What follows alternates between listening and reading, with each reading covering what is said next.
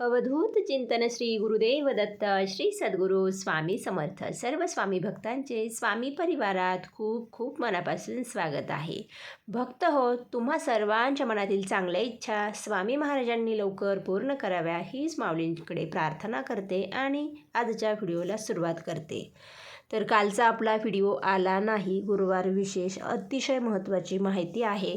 तो व्हिडिओ आपला दुपारी येईल. हा व्हिडिओ मी लगेच तुम्हाला आता शेअर करणार आहे, कारण पापमोचनी एकादशी ही एकादशी अतिशय महत्त्वाची आहे. आणि काही ताईंच्या काल कमेंट्स होत्या की ताई, आम्ही पुत्रप्राप्तीसाठी संतानप्राप्तीसाठी एकादशी व्रत करत आहोत, जे पुत्रदा एकादशीपासून सुरू केलेलं आहे, तर त्याबद्दल आम्हाला काही माहिती सांगा.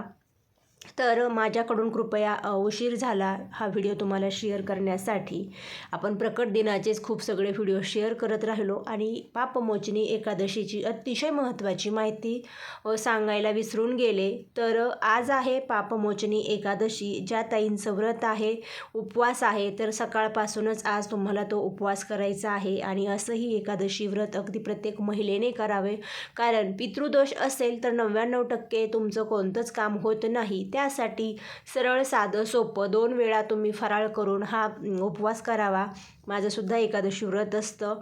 पण ज्या माझ्या ताईंना संतान प्राप्ती किंवा पुत्रप्राप्तीसाठी त्या सेवा करत आहेत, खूप ताईंच्या एवढ्यात कमेंट्स आलेल्या आहेत की ताई, आम्ही स्वामींची सेवा करून खूप वर्षानंतर गर्भधारणा झाली.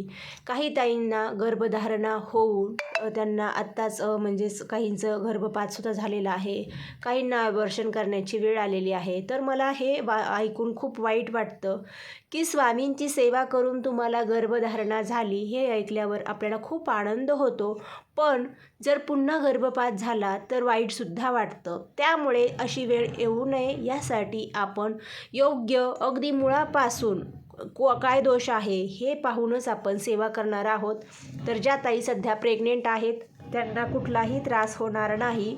तर भक्त हो, आत्ता एवढंच सांगू इच्छिते की तुम्हा सर्वांच्या इच्छा पूर्ण होणार आहेत. महाराजांनी आपल्याला तसा सुंदर अनुभव दिलेला आहे. तो आपला गुरुवार विशेष जो व्हिडिओ आहे त्यामध्ये तुम्हाला दुपारी ती माहिती पाहायला मिळेल. आज आपण फक्त पापमोचनी एकादशीबद्दल काही उपाय आहेत ते पाहू, ज्यामुळे आपल्याकडून जी काही कळत नकळत पापे झालेली आहेत त्या पापांचा नाश होईल. कारण पापमोचनी एकादशी म्हणजेच पापांचा नाश होणे. ही एकादशी अतिशय महत्त्वाची आहे.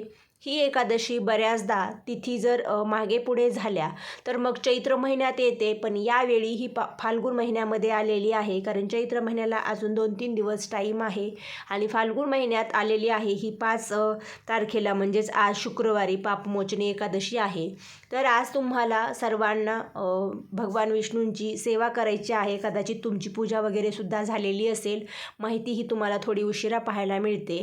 तर आज आवर्जून जरी पूजा झाली असेल तरी तुम्ही 108 पिवळे अक्षदा करा आणि त्या तुम्ही आज भगवान विष्णूंच्या चरणी वाहा. त्याचबरोबर पिवळं फूल, जे कुठलं तुम्हाला पिवळं फूल मिळेल ते तुम्ही आज भगवान विष्णूंना तुमची इच्छा सांगून त्यांच्या चरणी अर्पण करा.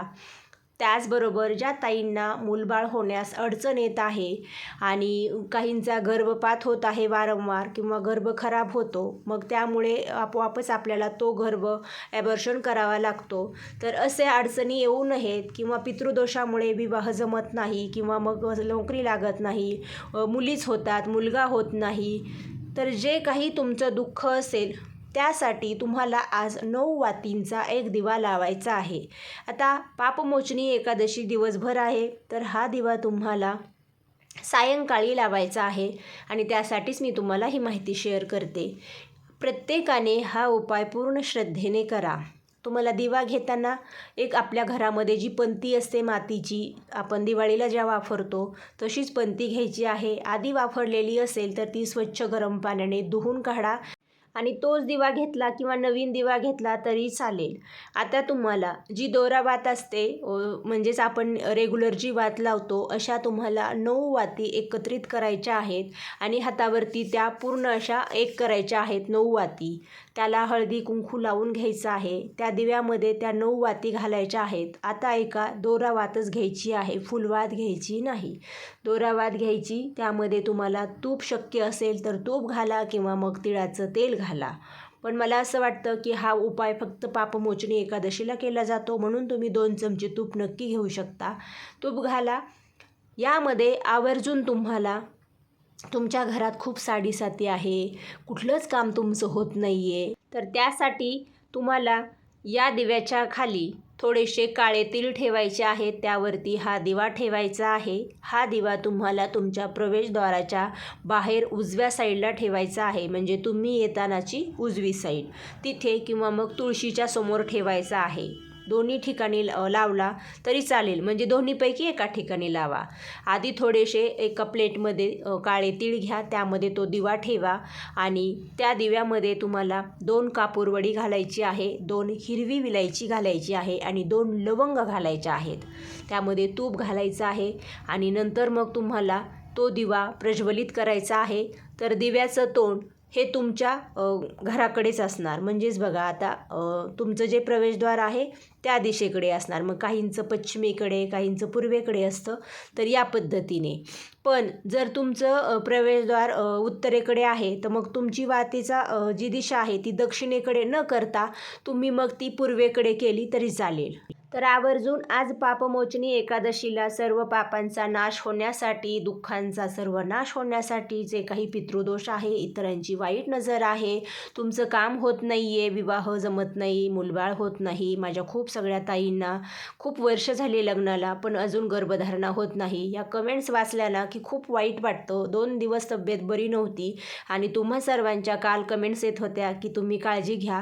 खरंच ह्या कमेंट्स वाचून मला खरंच खूप असं एक भरून आलं की आपण म्हणजे किती एकमेकांशी जोडलो गेलो आहोत. स्वामींनी खरंच मला जे काही द्यायचं ना ते दिलेलं आहे. धन दौलत पैसा यापेक्षा महत्त्वाचं असतं ते माणूस आणि माणुसकी. तर मला खरंच खूप गोड असं एक जिव्हाळ्याचं माझं कुटुंब मला स्वामींनी दिलं.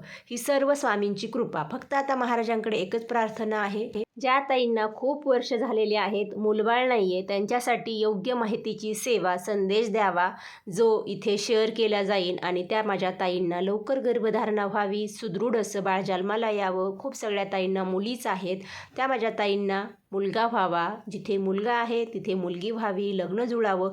ज्या तुमच्या इच्छा असतील ना त्या सर्व पूर्ण होतील. फक्त तुम्ही विश्वास ठेवा. थोडा उशीर होईल पण सर्व काही चांगलं होईल. तर भक्त हो, ही माहिती एकादशीबद्दल होती. पुढच्या व्हिडिओमध्ये गुरुवार विशेष माहिती, सेवा असेल आणि अनुभव असेल, जो तुमच्या इच्छा पूर्ण करणारा आहे. सर्वांनी कमेंट्समध्ये ओम नमो भगवते वासुदेवाय नमः असे लिहा आणि आजचा व्हिडिओ आवडला असेल तर व्हिडिओला लाईक करा. हा व्हिडिओ जास्तीत जास्त शेअर करा. जे नवीन आहेत त्यांनी चॅनलला सबस्क्राईब करा. आजची सेवा स्वामी चरणी अर्पण करूया. श्री स्वामी समर्थ.